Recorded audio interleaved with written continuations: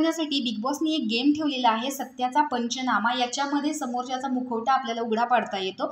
तर हा गेम असा आहे की याच्यामध्ये टीम ए आणि टीम बी असं बिग बॉसनी पाडलेले आहे। तर टीम ए चे सदस्य आहेत वैभव, इरिना, जान्हवी, घनश्याम, निकी, सूरज। टीम बी मध्ये आहे डीपी, अंकिता, वर्षा, पॅडी, आर्या आणि अभिजित। तर याच्या गेममध्ये एक पंचनामा खोली असेल आणि कोणत्याही टीमच्या एका सदस्याने त्या खोलीमध्ये जाऊन बसायचं आहे आणि बिग बॉस एक विधान सांगतील, तर ते विधान बरोबर आहे की चूक हे सांगायचं आहे। आणि ज्या टीमचा सदस्य आहे त्याच्याशी तो सहमत आहे का हे देखील इथं दुसऱ्या टीमने वधवून घ्यायचं आहे। जर बाहेरची टीम, ज्या टीमचा तो सदस्य आहे, जर बाहेरची टीम या मताशी सहमत असेल तर त्यांना 20,000 रुपये करन्सी मिळणार आहे आणि सहमत नसेल तर रिकाम्या हाताने तो सदस्य बाहेर येणार आहे। सहमत असेल तर ग्रीन बजर दाबायचा आहे आणि सहमत नसेल तर रेड बजर दाबायचा आहे। तर पहिल्यांदा आर्या गेलेली असते। आर्याला बिग बॉस विचारतात की फक्त तुम्हालाच बिग बॉसचा गेम कळतो, हे खरं की खोटं? त्यावर आर्या खरं म्हणते, पण टीम ए जी आहे ती सहमत होत नाही आणि ते रेड बजर दाबतात, त्यामुळे आर्या रिकाम्या हाताने बाहेर येते।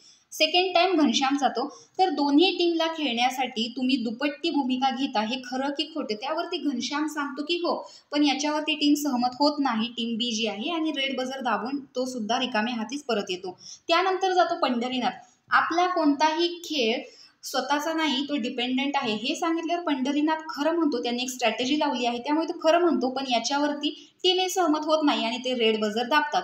त्यानंतर जाते जान्हवी। तर निक्कीची सावली आहे जान्हवी असं विधान विचारल्यानंतर ती खोटं सांगते, पण याच्यावरती टीम बी सहमत होत नाही आणि ते रेड बजर दाबतात। त्याच्यानंतर जातो अभिजित। तर अभिजित पिकनिक स्पॉटमधून तुम्हाला जान्हवीने फळं आणून दिल्यावर तुम्ही त्याच्यातून उठून मधूनच टीम ए कडे चालत जाता। तर अभिजित यावरती खरं म्हणतो, कारण ही गोष्ट खरंच घडलेली असते, पण याच्यावरती टीम ए जी आहे ती सहमत होत नाही आणि ते रेड बजर दाबतात। नंतर जाते इरिना। तर घरात घडणाऱ्या चुकीच्या गोष्टी बोलायच्या नाहीत म्हणून तुम्ही एका कोपऱ्यात जाऊन बसता, त्यावर इरिना सांगते की हे खोटं, मी माझ्यासाठी खेळते। तर याच्यावरती टीम बी जी आहे ती सहमत होत नाही, ते रेड बजर दाबतात। नंतर जाते अंकिता। डीपीला सोडून दुसऱ्या सदस्यांवर तुमचा विश्वास नाही असं विचारल्यावरती खरं म्हणते, पण याच्या ए सहमत होत नाही आणि ते रेड बजर दाबतात। त्याच्यानंतर जाते निकी। तर चूक झाल्यावर तुम्ही मनापासून माफी मागत नाही, याच्यावरती निकी खरं म्हणते, पण याच्याशी टीम बी सहमत होत नाही आणि ते रेड बजर दाबतात, त्याच्यामुळे निकी सुद्धा गेल्या हाती रिकामीच माघारी येते। त्याच्यानंतर जातात वर्षाताई। तर घरातील लोकांच्या मते निकी सोबत भांडण सोडून दिल्यापासून वर्षाताई तुमचा गेम दिसत नाही आणि याच्यावरती ए जी आहे ती सहमत होत नाही, कारण वर्षाताईने खरं सांगितलेलं असतं आणि ते रेड बजर दाबतात। त्यानंतर जातो वैभव। वैभवला विचारतात आपण आपल्या ग्रुपमधील कुमकवत सदस्य आहात, तर वैभव सांगतो खोटं आहे। तर टीम बी जी आहे ती सहमत होत नाही आणि ती रेड बजर दाबतात। त्यानंतर घरामध्ये जातो डीपी।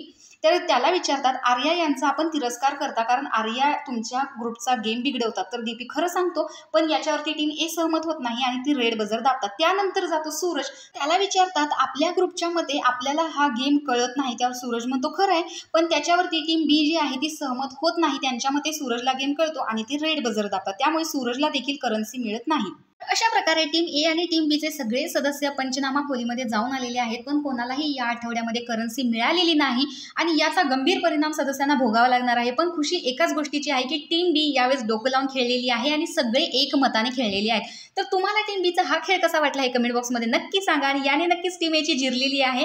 तर त्यासाठी आपल्या चॅनलला सबस्क्राईब करायला विसरू नका। तोपर्यंत बाय बाय, गुड नाईट।